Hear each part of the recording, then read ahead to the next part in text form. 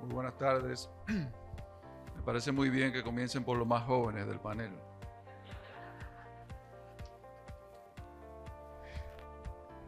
Quiero antes que nada agradecer a la Cámara de Cuentas, a la Presidenta, al Pleno, la invitación que me han hecho a participar en este panel, que por demás me honra, me llena de satisfacción, no solo por el panel en sí mismo, sino por estar al lado de dos grandes amigos, dos juristas a los que admiro desde hace mucho tiempo. Un saludo particular, especial al reconocido de la tarde, al querido presidente emérito del Tribunal Constitucional, compañero durante 12 años en ese órgano del Estado Dominicano, don Milton Rey Guevara. Nos han pedido, bueno, yo quiero decir al comenzar, Francisco sabe que yo tenía algo para hoy. Yo tenía una cirugía menor, pero cirugía al fin, prevista para hoy, pero me pareció una oportunidad muy importante estar aquí. Yo pienso que, como sugirió el presidente Rey Guevara, de alguna manera esto es un momento importante en la historia de la Cámara de Cuentas. Y todo el que pueda aportar de alguna manera, y yo lo hago con absoluta modestia, en este camino que van a trillar, pues debería hacerlo. Yo les auguro el mayor de los éxitos en esta nueva etapa. Nos han pedido que hablemos de los mecanismos del control político, del control social, del control interno, del control externo. Y yo, sobre todo, por el tema del tiempo, por supuesto, ustedes sabrán que quedarán un montón de cosas por decir en mis palabras. Y al mismo tiempo repetiré algunas que ya se han dicho, pero eso es inevitable. Quisiera comenzar, digamos, conceptualizando el control. De alguna manera quedó dicho en las palabras de don Milton, en el sentido de que el concepto del control, acompaña inevitablemente al diseño de la democracia representativa. En un sistema de división tripartita de poderes, el concepto del control está inevitablemente presente. Ignacio Torres Muro dice que es un elemento esencial en el régimen constitucional. El concepto que nosotros hacemos, el concepto de control que hace suyo el constituyente dominicano es el tradicional, el que heredamos o en el que abrevamos de la experiencia estadounidense y de la experiencia francesa. El principio de separación de poderes tuvo desde nuestros inicios un protagonismo esencial. Las figuras de contrapesos, de los frenos a los excesos, estuvo entre los fundamentos del régimen político desde su nacimiento. Y ha estado presente tradicionalmente en las reformas constitucionales y lo está en la actualidad en el artículo 4 de nuestra Constitución, que ya ha sido leído y que se refiere básicamente a la división tripartita de los poderes y a cómo estos se ejercen de manera independientes unos de otros, y sus titulares o encargados son responsables y no pueden delegar sus atribuciones, las cuales son únicamente las determinadas por esta Constitución y las leyes. La separación y control del poder configuran, pues, tanto un principio esencial en la organización estatal como un valor constitucional que configura a la vez un presupuesto esencial de la cláusula del Estado Social y Democrático de Derecho, que luego enuncia el artículo 7 constitucional. Por eso, volviendo a Torres Muro, conviene precisar que el que la norma suprema establezca claramente este principio no es inocente para el asunto de los controles y garantías, puesto que supone dotar a la ley fundamental dominicana de una vocación clara, orientada al mantenimiento de unos equilibrios que solamente pueden tener vigencia de manera efectiva si se tiene presente la necesidad de que, por decirlo de una manera clásica, el poder frene al poder. Este esquema tiene como consecuencia el establecimiento de una serie de controles de unos órganos sobre otros que redunda en el fomento de espacios de libertad. Termina diciendo Torres Muro. En ese contexto, entonces, resulta imprescindible partiendo de esa generalidad, hablar en términos más específicos de cuáles las definiciones, cuáles son las definiciones que se hacen en el marco normativo dominicano del concepto de control. El artículo 246 de la Constitución de la República Dominicana habla del control y la fiscalización de los fondos públicos y establece lo siguiente: el control y la fiscalización sobre el patrimonio, los ingresos, gastos y uso de los fondos públicos se llevará a cabo por el Congreso Nacional, la Cámara de Cuentas, la Contraloría General de la República, en el marco de sus respectivas competencias y por la sociedad a través de los mecanismos establecidos en las leyes. Y a partir de ahí entonces, la ley 1824, que es protagonista de esta jornada, establece en su artículo 8 cuáles son los elementos del Sistema Nacional de Control y Fiscalización que ella crea.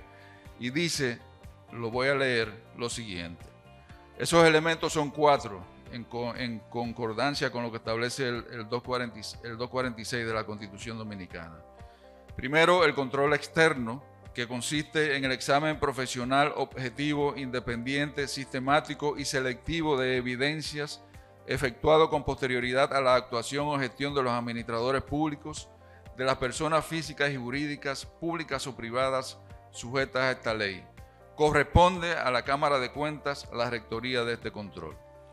El control interno, que consiste en el conjunto de planes, estrategias, sistemas, normas y procedimientos establecidos para proteger los recursos públicos, alcanzar sus objetivos con ética, eficiencia, eficacia, economía y debido cuidado del medio ambiente, y asegurar el cumplimiento de las normativas vigentes y la confiabilidad en la información gerencial, así como facilitar la transparente rendición de cuentas de los servidores públicos, y ese control está a cargo de la Contraloría General de la República y de sus unidades de auditoría interna.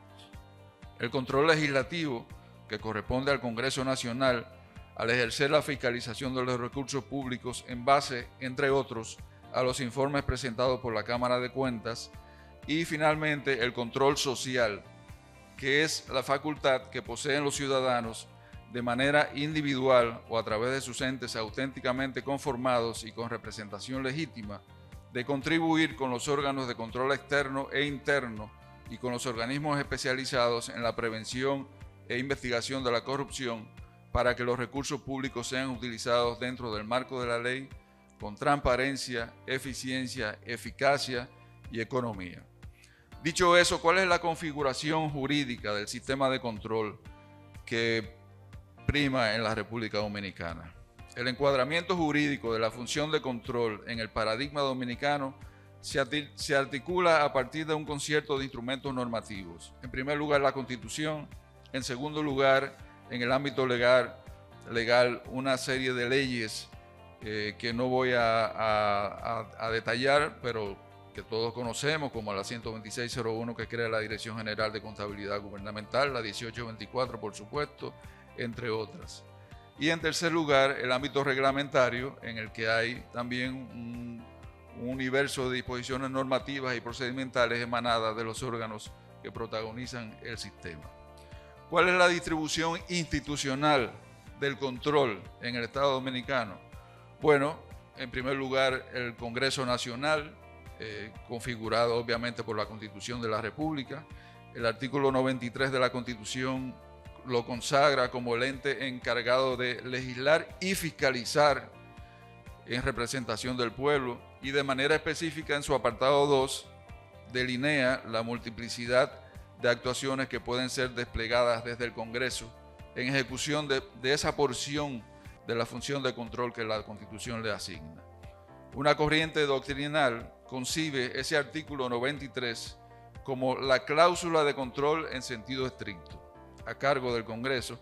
y que se diferencia así del resto de controles dispersos en la Constitución. Hay que decir que ese caso, de esa porción del control que se le asigna al Congreso Nacional,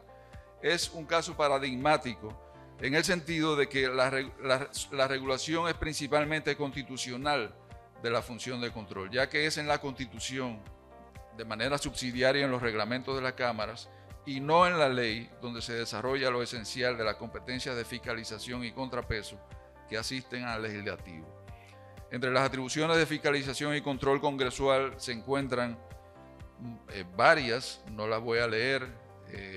pero destacar: resolver sobre el estado de recaudación e inversión de las rentas que ha de someter a su consideración el Poder Ejecutivo, tomando como base el informe de la Cámara de Cuentas;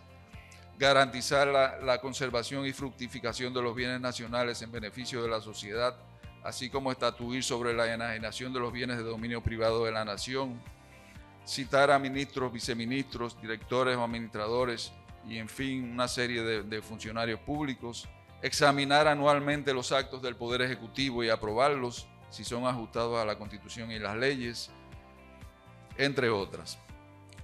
El Congreso Nacional también tiene otras atribuciones, como son algunas particularmente importantes en relación con el tema que nos convoca esta tarde, que son recibir del presidente de la República las memorias de los ministerios, así como la rendición de cuentas del primer mandatario, y aprobar o desaprobar el proyecto de ley de presupuesto general del Estado que someta el Poder Ejecutivo para el año siguiente. Finalmente, en lo que se refiere al Congreso, otra atribución, otra competencia fundamental se encuentra, bueno, lo acabo de mencionar, aquella que estatuye sobre la rendición de cuentas del presidente de la República. La Constitución también establece específicas competencias a cada una de las cámaras legislativas. A la Cámara de Diputados, por ejemplo, le establece algunas competencias exclusivas listadas en el artículo 80 constitucional, como son el sometimiento al Senado de la República para su elección de los integrantes de la Cámara de Cuentas y del Defensor del Pueblo. Al Senado, por otra parte, le asigna también competencias exclusivas que se encuentran en el mismo artículo 80, que se refieren al nombramiento de los embajadores y jefes de misiones permanentes, a la escogencia final de los miembros de la Cámara de Cuentas, de la Junta Central Electoral y del Defensor del Pueblo. Y son también competencias exclusivas del Senado, establecidas en el mismo artículo 80, la autorización previa solicitud del presidente de la República y en ausencia de convenio que lo permita, de la presencia de tropas extranjeras en ejercicios militares, debiendo además determinar el tiempo y las condiciones de su estadía, entre otras. Es decir, el Congreso Nacional puede decirse que encarna, además de lo dicho, la función de control político. Y en ese sentido, en el legislativo se condensan tanto competencias de audiencia, de fiscalización presupuestaria, de control financiero y de medidas de investigación sobre la actividad administrativa, como la función de control político neto. Este último mecanismo se deriva de la lectura conjunta de los artículos 80.1 y 83.1 de la Constitución, conforme el cual compete a la Cámara de Diputados iniciar el proceso de acusación ante el Senado de algunos funcionarios públicos determinados por ella, en lo cual no me voy a detener. Otros dos aspectos, hay que decir que las relaciones sobre todo entre el Ejecutivo y el Congreso y el Poder Legislativo fueron sustancialmente revisadas y redimensionadas en la reforma constitucional de 2010. Hay una recomposición del poder entre todos, pero especialmente entre el Ejecutivo y el Legislativo. Los poderes del Ejecutivo fueron acotados sustancialmente, al tiempo que los poderes del Legislativo fueron incrementados de una forma trascendental. Voy a pasar a continuación a referirme a la Cámara de Cuentas, que es el otro mecanismo de control al que se refiere a la Constitución y al que se refiere el artículo 7 de la Ley 1824. La Cámara de Cuentas es entre los actores fundamentales del sistema de control, es otro de los actores fundamentales del sistema de control en la República Dominicana. En términos básicos, el ente encarna el control externo del régimen dominicano, como se ha repetido esta tarde. Y en tanto tal, conforme dice Ignacio Torres Muro, es el órgano de control por excelencia. Está previsto en el artículo 248 de la Constitución, en los términos en que ya se se ha leído hoy y que no voy a repetir. La ley 1824 desarrolla sus competencias, desarrolla todas sus atribuciones y una cantidad de detalles importantes para su funcionamiento. Establece, reitera su jerarquía orgánica en el Sistema Nacional de Control y Fiscalización, la reconoce como el órgano superior del sistema, reconoce la autonomía de la Cámara, detalla en 13 numerales de su artículo 15 las atribuciones del órgano, como son, para solo mencionar algunas, examinar las cuentas generales y particulares de la República, identificar la violación de las normas, establecer la responsabilidad administrativa civil e indicios de responsabilidad penal cuando corresponda, auditar la ejecución del presupuesto general del Estado, por supuesto,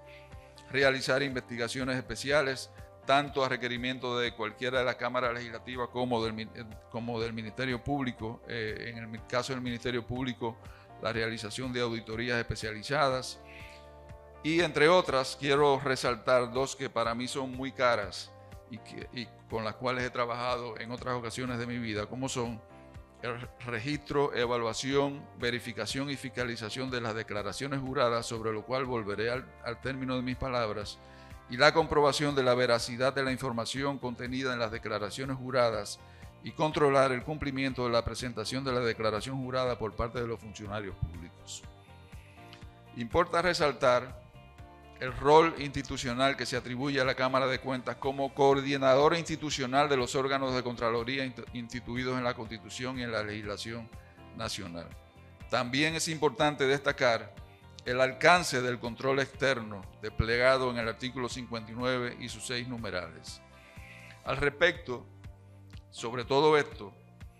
Gómez Arellano y Portela González han dicho en la Constitución comentada que editó Pedro González Trevijano, que se trata, el de la Cámara de Cuentas, de un control, primero a posteriori, es decir, de comprobación de adecuación entre el mandato parlamentario y la ejecución administrativa, de legalidad para calibrar la conformidad de la actividad presupuestaria y contable con el mandato de la ley, integral, por cuanto abarca toda la actividad económico-financiera del sector público, declarativo y no manipulativo o compositivo, esto es, no deriva en la modificación del acto fiscalizado, sino que se limita a poner de manifiesto la infracción, los abusos y las irregularidades. Y, finalmente, objetivo, es decir, basado en normas y principios contables ajustados a la realidad. Toda la regulación relativa a la función de control externo se complementa, como seguramente ustedes saben, con el contenido del reglamento de aplicación de la Ley 1824 del 6 de noviembre de 2024. El rol que corresponde a la Contraloría General de la República es otro de las partes del control consignado en la Constitución Dominicana. El artículo 247 instituye la Contraloría General de la República como, cito, el órgano del Poder Ejecutivo, el presidente lo refería, rector del control interno, que ejerce la fiscalización interna y la evaluación del recaudo, manejo, uso e inversión de los recursos públicos y autoriza las órdenes de pago previa comprobación del cumplimiento de los trámites legales y administrativos de las instituciones bajo su ámbito. Termina la cita. En estos términos, el paradigma dominicano constitucionaliza una función básica en la adecuada gestión del erario. Su esencialidad reside, sobre todo, en lo que su debida ejecución supone para el correcto funcionamiento del tren estatal. El gobierno, en un sistema democrático, dicen Gómez Arellano y Portela González, perdería eficacia, profundidad, relevancia y utilidad en ausencia de un robusto sistema de control interno. Y es que en realidad tributa en provecho de la ejecución de las demás funciones de control. Y llamo la atención con todo cariño sobre esto que voy a decir. Es sintomático por ello que, por ejemplo, el efecto que, por ejemplo, surte la eficacia del control interno sobre el despliegue del control externo. Como dicen Gómez Arellano y Portela González, cito, el control interno es un control efectuado por la propia administración, y se trata de un control preventivo, un control de autorización o corrección antes de la realización del acto administrativo. Se trata de un control de legalidad, asegurarse que los gestores de los fondos públicos han cumplido las leyes. El control se ejerce acto por acto, es un control individualizado. Un control interno, y esto es lo que quiero decir, que funciona eficazmente, permite la realización de un control externo de una forma más fluida y completa, mientras que un control interno ineficiente obliga al órgano de control externo a destinar gran parte de sus recursos, tanto materiales como humanos, a incidir con mayor intensidad en el control de legalidad contable, puro estudio físico de números y facturas, que en ningún caso es su finalidad, lo que nos lleva a reivindicar la importancia del control interno. El desarrollo normativo que atañe a la Contraloría General de la República se encuentra en la Ley 1007 del 8 de enero de 2007, y ella establece, por supuesto, todos los elementos que configuran la institución y que permiten su funcionalidad, y a lo cual no me voy a referir en abono de la economía del tiempo. Como decía, la Contraloría General de la República está en el vértice de la parte del control interno. El régimen del control interno postula, como es natural, deberes institucionales correlativos sobre los organismos y sujetos bajo la sombrilla de aplicación de la ley, entre los cuales destaco el deber de aplicación del sistema de control interno, la adopción de las normas que provea la propia Contraloría General de la República, la confección de los registros del lugar con respecto a los bienes, servicios, obras y concesiones. Y para terminar, en lo que se refiere al control interno, decir que en el nivel más bajo de la normativa sobre control interno se encuentra entonces el Manual de Normas Básicas de Control Interno del Sector Público Dominicano, contenido en la resolución número 00111, expedida por la Contraloría en fecha 19 de septiembre de 2011. Termino con una breve nota sobre el control social, que está consagrado, como decía, en el artículo 246 de la Constitución, cuando habla de que también la sociedad, a través de los mecanismos establecidos en las leyes, puede participar en el control. En este sentido, es justo reconocer que, como dice Cristóbal en uno de sus trabajos, el hecho en la Constitución comentada, el hecho de que la Constitución haya reconocido y dispuesto a regular por ley un control social sobre la forma de administración de los dineros públicos, constituye un significativo paso de avance en nuestro país, como en efecto es. Aparte de la definición de control social contenida en el artículo 8 de la Ley 1824, esta ley, en el numeral 13 de su artículo 4, define lo que quiere decir participación social, y dice que es el derecho de intervención individual o colectiva que tiene la ciudadanía en los asuntos públicos y sociales, con la finalidad de influir en la formulación y toma de decisiones gubernamentales. Más aún, en su artículo 57, relativo al reglamento de participación social, la ley establece que la Cámara emitirá un reglamento que disponga los procedimientos de participación de los ciudadanos u organizaciones sociales en el proceso de fiscalización, incluyendo los requisitos para la solicitud de investigaciones y procedimientos especiales de fiscalización. Y lo mismo dice el reglamento de aplicación de la Ley 1824 en su artículo 12 relativo al control social, así como el artículo 64 relativo a la iniciativa de la actividad fiscalizadora, en el cual se establece que la Cámara realizará su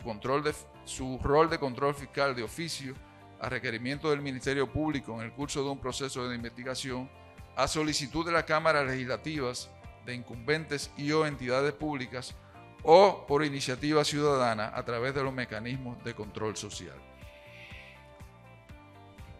Yo quiero mencionar ya al terminar lo que establece, hay una serie de leyes, de normas que abonan todo esto del control social,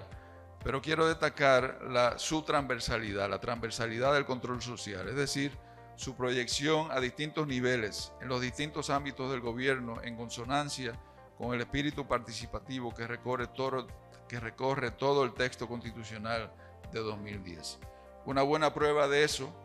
se cifra, se aprecia, por ejemplo, en las comisiones de veeduría ciudadana instituidas mediante decreto 188-14 para la observación, vigilancia y monitoreo sobre los procesos de compras y contrataciones que se realicen al amparo de la ley 340-06,